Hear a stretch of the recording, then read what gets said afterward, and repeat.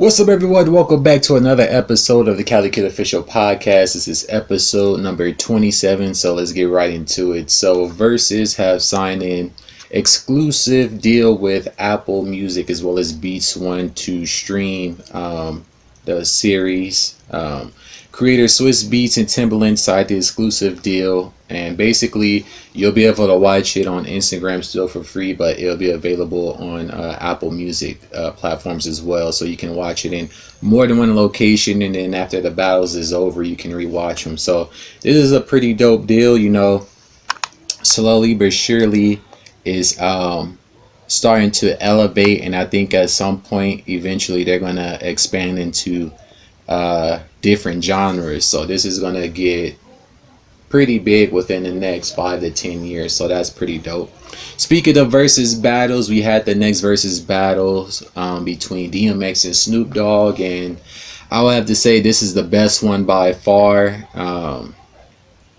They had very great chemistry. It took place at Snoop's mothership compound, where he records his music, and I think it's on the same studio where he films his GGN show as well. So that was pretty cool. So it opened up with DMX giving a prayer or whatnot, and Snoop went first in the first series already. So round one we had Deep Cover versus Where My Dog's At. I gave that one to Snoop. Round two we had Who Am I versus Who Am I, What's My Name versus What's My Name, Which I Really Want. I gave that one to DMX. Round three we had Gin and Juice versus Get At Me. I gave that to Snoop. Round four we had Fuck With Dre Day versus Some X Shit. I gave that to Snoop. Round five we had Two of America's Most Wanted versus Stop Being Greedy. I gave that to Snoop. Round six we had Fuck Them Other Niggas remix versus Love My Niggas. I gave that to Snoop. Round seven we had Ain't No Fun versus Back in One Piece. I gave that to Snoop.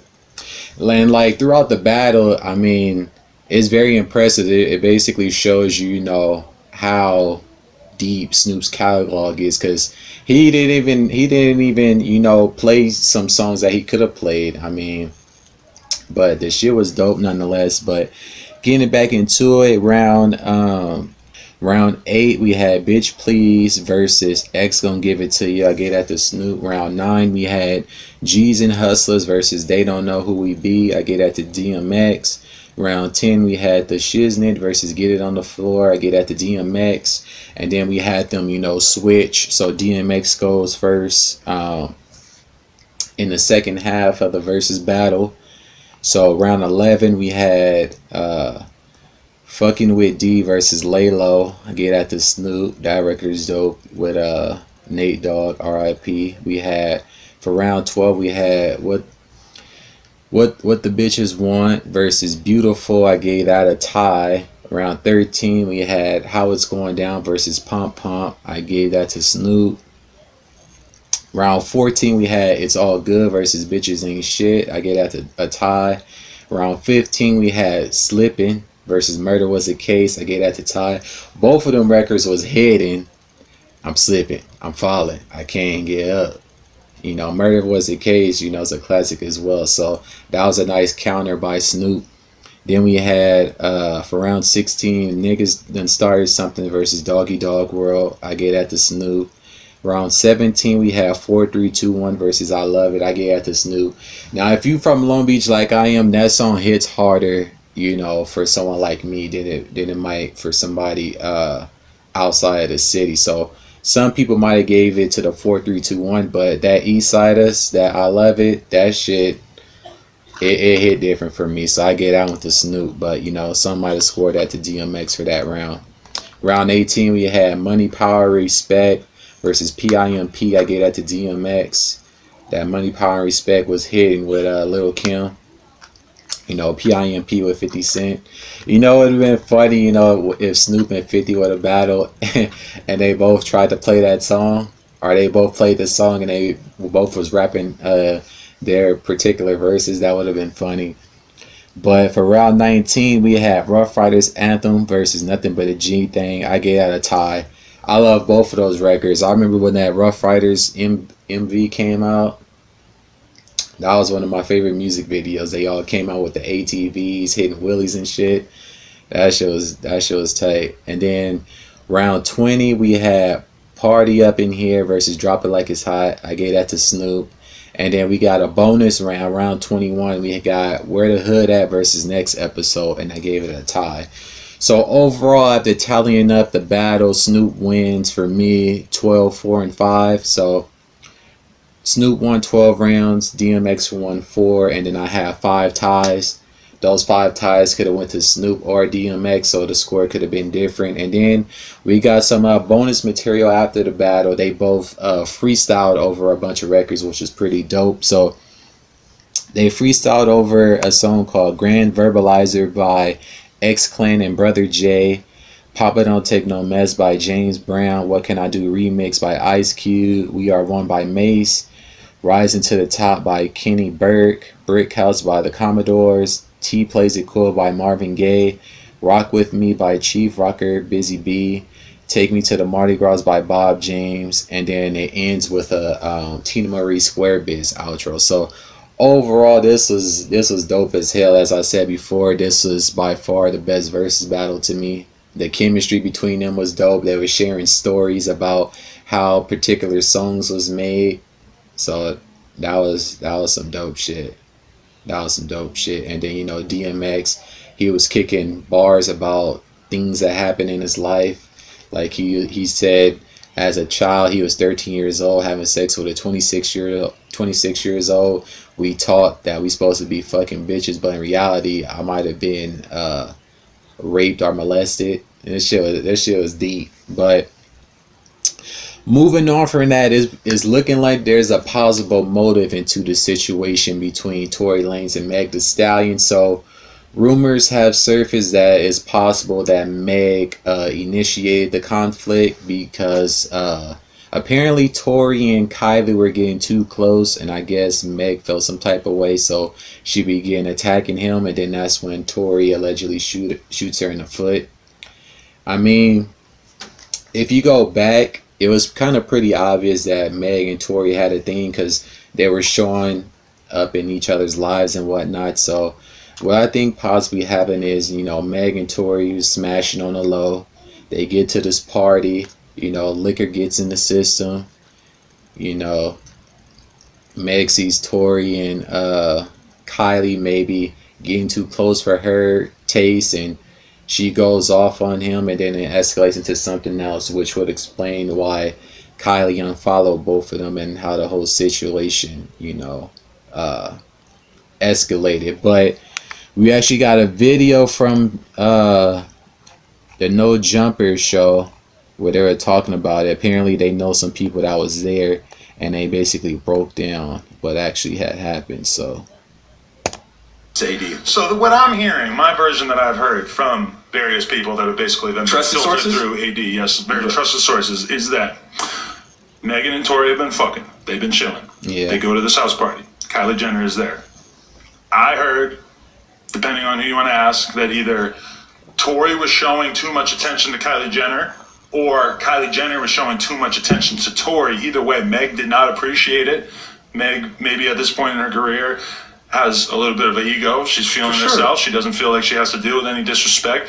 I heard Meg was violating his ass. That they got into a fight that was like bad, and I heard that she was like really shitting on him, like really like I could see her disrespecting the fuck. Obviously, this doesn't justify anything. No. But that's what I heard, is that it was bad. Like the altercation that they were in, and like the level of violation that he maybe was feeling. Obviously not a reason for any violence. I mean, when you hearing stuff like that, it's like, man, it's like this is another situation where something was escalated or caused by somebody losing their cool due to them being intoxicated, and then the other person sharing the blunt of the blame because of what they did in retaliation. And looking at this, I see both of them at fault. Tory shouldn't have pulled the gun on her, but she shouldn't have did what she did either. I don't like this this situation. Period. This shit's crazy. But I guess there's more to the story right here. What's to occur? Never mind a gunshot, but never mind a gunshot. Yeah, that's what we heard. And yeah, I watched there was like a short live stream of Megan on Instagram Live, and she had Kylie in it, and then like they're both posing and looking cute, and then Tory tries to like swim up and be in the shot. She's like, Tory, don't get my phone wet, and then he kind of like. Yeah. So yeah. So, and this is another thing I don't like people, they put out like partial parts of a story instead of telling everything that happened. So it looks as though she caused the situation to happen, and then he retaliated with what he did, and it turned this into some whole other stuff. So the lesson that can be learned from this is don't drink, and if you see a situation about to escalate, you remove yourself from the situation, because as a guy, if you retaliate, no matter what the other person did, you're going to share the blunt of the blame. So this whole situation is unfortunate if you ask me, but hopefully things get resolved, and eventually everything is going to come out into the open. But moving on from that, 6ix9ine has secured the bag. So he recently deleted his his social media, because he's prepping for him getting off a house arrest, and with that he's going to be able to move around and do things. So he signed a $5 million performance deal, which is going to be for him to perform songs off his upcoming album. Is saying that the performance will be at least an hour, and it will be live streamed on the Global Stream Now app. And it said that it's going to have dancers, a band, women, all types of stuff. And it's set to take place September 5th at 5 p.m. Pacific Standard Time and 8 p.m. Eastern Standard Time. So, hats off to him. He knows how to, secure that bag. And with the day being September 5th, his album's probably going to have to drop either the week prior or the week after that. So let's see. So the 5th is a Wednesday. So his album has to either be coming either next Friday, which would be the 31st, or the Friday after that, which would be the 7th. So should be interesting.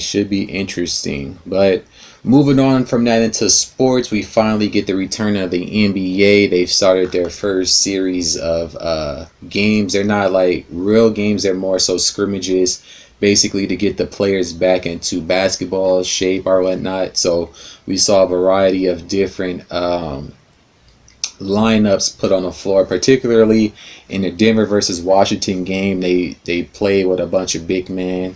And we also got to see the debut of Bol Bol, which was very impressive. He finished the night with 16 points, 10 rebounds, and 6 blocks. So he started, or should I say, he made his debut with a double-double. So that should do pretty good in showcasing what his career is going to be like. He was also hitting threes as well. One of the things I do think he might need to improve on is probably his hustle, getting back to the opposite side of the court. I noticed like when players would break down and stuff, he would kind of like linger in a sense, but there's always a transition from college into professional sports. So I think with time that'll get better. But Denver pretty much dominated their scrimmage. They led for pretty much most of the scrimmage. Each quarter was 10 minutes. So out of the 40 minutes, Denver led for 30. And Denver ended up winning 89-82. And I believe these scrimmages and stuff is to set up for who's going to be the 8th seed in the 2 respective divisions or whatever. Because you have teams fighting for that. Because I was looking, I was like, why is Denver playing Washington? And I see, Washington is trying to get into the playoffs. But the other game we had the Pelicans versus the Nets. Pelicans, they pretty much dominated. Probably towards the end of the first, all the way to the end of the game, they dominated. They ended up winning 99-68. So it was pretty much a lopsided blowout. Lonzo finished with 8 points, 3 rebounds, 3 assists, 1 block, and Ingram finished with 12 points. Zion is still out. He's going to rejoin the team at some point. Other games, the Lakers played the Mavs. The Mavs ended up edging them out. The Clippers played against... Who did the Clippers play? I forgot who the Clippers played, but they won too. So we had a variety of different, opening scrimmaging games. I think they're going to have like 2 or 3 more of these, and then it's going to transition into the actual playoff basketball format. So that should be interesting. And Mike Tyson is coming out of retirement. So, he's been showing videos of him practicing boxing on the internet recently, and this has been in anticipation of him lacing up the gloves. So it's officially said that he's going to be boxing Roy Jones on September 12th. So that should be interesting. Both fighters have been out of, boxing for a minute, Mike Tyson more so, but this should be interesting. It was rumored that Mike and Shannon Briggs was supposed to box, but we getting Mike versus Roy Jones, and then on the undercard it's gonna be Jake Paul and Nate Robinson, which that's a huge mismatch because Jake Paul is like 6 foot something and Nate Robinson is like 5'6", somewhere around there. And will be airing on pay-per-view as well as the Triller app. I think Triller is trying to take that market share that TikTok has, because TikTok is basically on the cusp of being blackballed outside of the U.S. and other countries due to it being used as a way to spy on people because it's a Chinese-based app. So there's that. And then moving on from that into things regarding the Epstein case. Apparently a judge that was assigned the case, her family was targeted, and this is something that was to be expected. There's a lot riding on this case. There's a lot of high profile names attached to this case, so sooner or later things like this was going to happen. So apparently it says the name of the judge is Esther Salas. Her son name is Daniel Andor, and her husband, were all, targeted. Her son was murdered by a guy named Roy Den Hollander, who was an attorney. And apparently they have some history. It's being reported that she presided on a case that he was in, and the guy is said to be anti-feminist, and he's also been linked to killing a man's right attorney. So it's a whole lot going on with this. So it says an attorney who was found dead Monday is a suspect in a shooting at U.S. District Judge Esther Salas' home, the U.S. Attorney's Office in New Jersey said Monday afternoon. Salas' son was killed and her husband injured in a Sunday attack at the family's home in North Brunswick, New Jersey. That's so sad. The FBI identified Roy Den Hollander as a primary subject and said that he is dead. The U.S. Attorney's Office said in a statement, Den Hollander was a lawyer who once argued a case before Salas, according to records. So this this has all the makings of like a blacklist case. I mean, an enraged, attorney who's had prior dealings to make the perfect scapegoat for an assassin type of hit, which I believe that this was, because it also said that he was wearing the garments of a FedEx worker. So, but continuing, it says earlier 2 law enforcement sources told CNN that the suspect died of what is to believe a self-inflicted gunshot wound. No, what I think happened is, well, this is just a theory. What I think happened is, yeah, he died of a gunshot wound, but it's possible that after he completed his task, he was then assassinated, so he couldn't say anything. So, but it goes on. It says the judge's son, Daniel Andor, a 20-year-old student at Catholic University, was killed in the shooting, and Mark Andor, the judge's husband and defense attorney, was injured. The judge was unharmed. So the husband is out of second surgery and is in stable condition. So apparently the son and the father were at home, and then it said that the father was standing behind the son, and so apparently the son took the bullet, and then that shit is crazy. Like, imagine that you're a father You basically watch your son die in front of you, and you pretty much defenseless in doing anything. Suspect had one case before the judge. In a lawsuit, Den Hollander represented a woman and her daughter who sought to register for the military selective service, according to federal court records. Den Hollander's clients claimed the draft was unconstitutional because it barred women from registering. Salas cited against a part of Den Hollander's arguments, but also agreed with some of his claims and allowed the lawsuit to continue. Den exited the case in June 2019, handing it over to a team of lawyers. He said he would not be able to see the case through because he was terminally ill. On his website, Den describes himself as an anti-feminist lawyer who defends men's rights. Dad was standing behind son. Report says father was standing right behind him, opened the door to the family home to multiple gunshots. Yeah, that was a calculated hit. And it was basically done to intimidate the judge into being biased on the case that she's presiding over. Those are typically the type of things that, go on when you have people with power. They pull off these type of stunts. It says a FedEx package addressed to Salas was found by officials investigating a vehicle associated with the suspect. The gunman appeared to be wearing a FedEx uniform. How did he get a FedEx uniform? We are aware of the media reports and are fully cooperating. And all of them were involved in law. You had the wife was a judge, the husband was a lawyer, and the son was thinking about becoming a lawyer, but his family wanted him to become a doctor. Says she presided over several high-profile cases, including the Real Housewives of New Jersey case, where they were accused of, I think it was like failing to pay taxes and stuff like that. Financial fraud case. Yeah, this was a targeted hit. This whole thing is fishy to me. Somebody in power that possibly has something to lose if the case don't go their way probably hired somebody to do this, or hired him to do this in order to get some type of bias over the case so she can tank the case. Yeah, this shit is crazy. But that's going to pretty much do it for this week's podcast. I appreciate everyone for tuning in. Make sure you leave a like and a comment below if you're watching on YouTube. If you're listening on Spotify and everywhere else, I also appreciate you all for tuning in.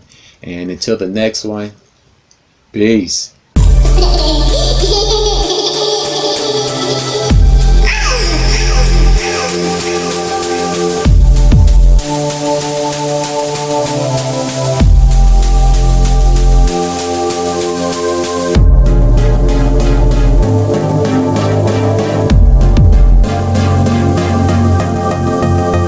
CaliKidOfficial.